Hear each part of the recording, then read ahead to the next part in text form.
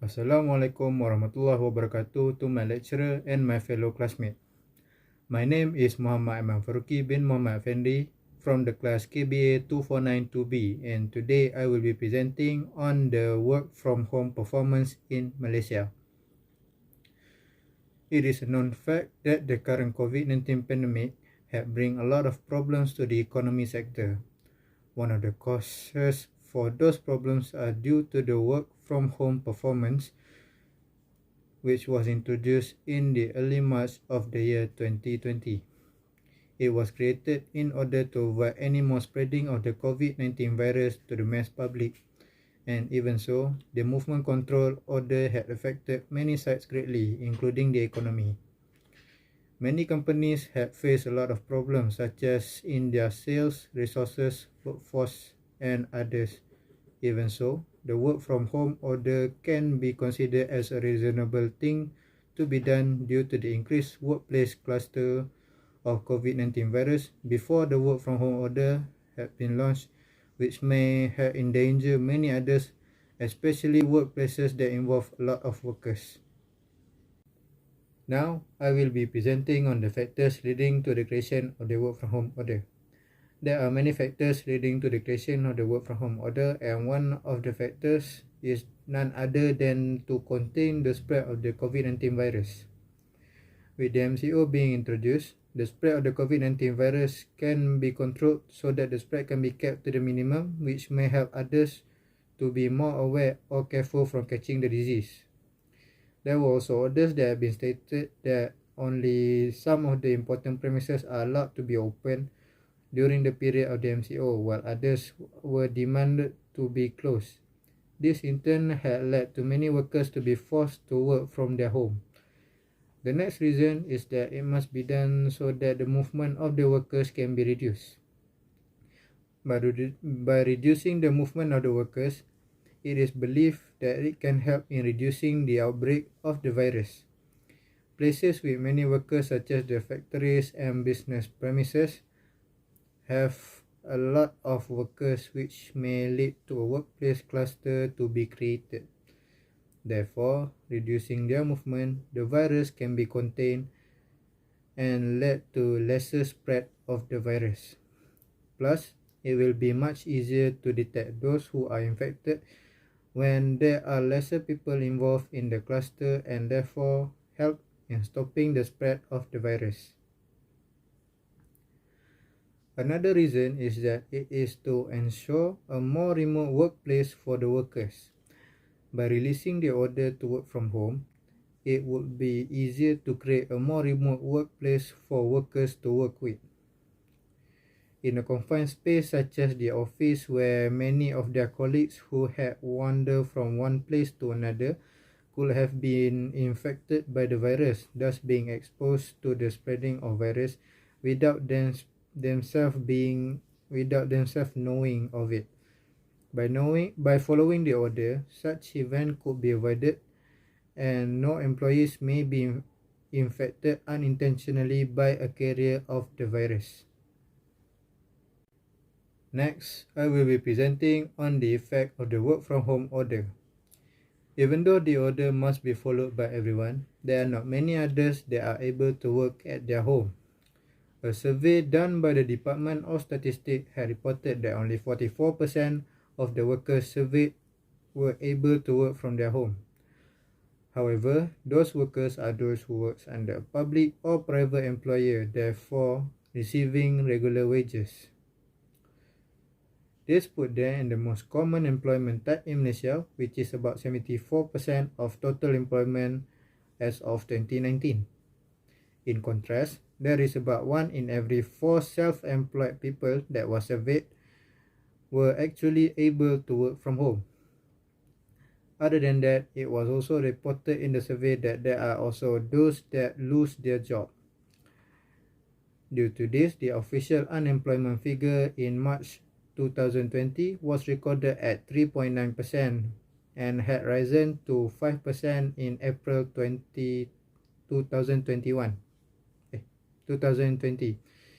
The Malaysia Senior Minister also mentioned that the order will impact greatly to some 800,000 workers from industrial sector, and 200,000 civil servants, showing how many workers that are actually affected by this order, not even including those who are self-employed. Another effect is that it had impacted the GDP negatively.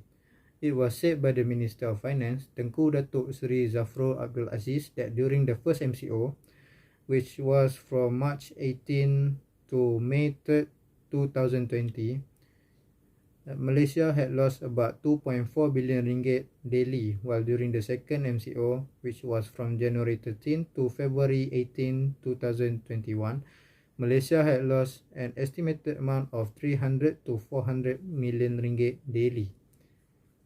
During the current MCO, was also reported that there might be an estimated impact of 1% on the GDP. There was a huge impact to the economy, mainly due to the sudden close of the economy where most people would have to work from their home. Due to this, it has led to others to decrease in their earnings, which would make them unable to make the economy to be more effective during the MCO. If this were to continue, it may lead to further negative impact to the economy. The third effect of the work from home order is that it had led to the decrease of the staff morale. The switch down from working at the office to their home had caused some negative impacts to the workers. Some of them was because they were unable to find a routine that could work for them during their work. Some are even struggling to separate their work life and their home life. With them working at home, interactions between their co-workers become lesser than before, and information transfer just add a lot more work for them due to the lack of communication. This in turn will even lead to decrease in their morale, and it will be hard to maintain their spirit, especially when they are at home. The last effect created was that there was an argument that it's unreasonable to give full salaries to the worker during the MCO period. The Malaysia's Human Resources Minister Datuk Seri M. Saravanan, during the laying out of the new Work from Home Directive, he also mentioned that the employers must pay in full of the salary of the employers who had to work from their home. He also said that the employers cannot force the employees to use their annual leave or their unpaid leave.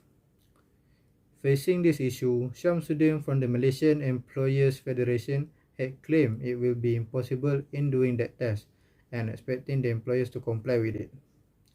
The reason being that the productivity of the employers would be greatly decreased when they work from their home, and there is also the problem that there are still companies that are facing problems regarding their cash flow. Although there are problems arises due to the order, there are still ways to overcome the effects of the work from home order. One of the ways is that the government can provide subsidy program to the employees that was affected due to the work from home order. This can be done by the government side, where they provide a subsidy program to the employed, which may help in boost their earnings during the current mode of working, so they will not think that they have too much work but did not get enough earnings. One such program had been created by the government, which was introduced as the wage subsidy program, where in the program the employees were given subsidies ranging from 600 to 1200 ringgit per month for 3 months, depending on the number of local employees under an employer. Those who had taken the subsidy will not be deducted their wages or are required to take unpaid leave. They instead are only required by the employers to retain the employees. Next is that the government can allow some staff to continue their work at the office. In order to cover up for the productivity issue that may occur during the work from home order, the government can decide to allow some workers to continue their work at their office instead of their home. It is already mentioned in the order that only some premises are allowed to be open during the MCO, but it will give more advantage to the employers by letting some of their employees to be allowed to continue their work at their office. In order for this to not cause harm to others, it would be better to include some preventive measures such as following the SOPs by sanitizing the workers and workplaces, and also check the temperature of those who had to enter their office building before doing their work.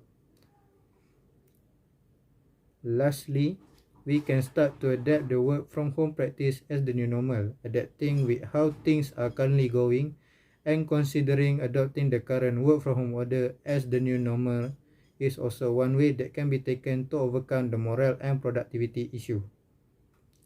Changes can be hard, especially when it involves a system such as the working system of a company.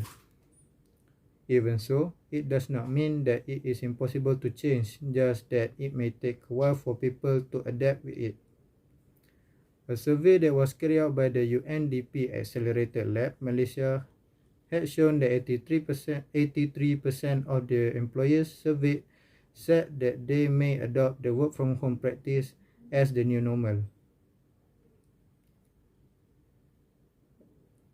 Among those who wanted to adopt the policy, 38% of them planned to have those options for caregivers, while 30% of them wanted the options to be used for the disabilities people. That is all I have for my presentation. Thank you for listening.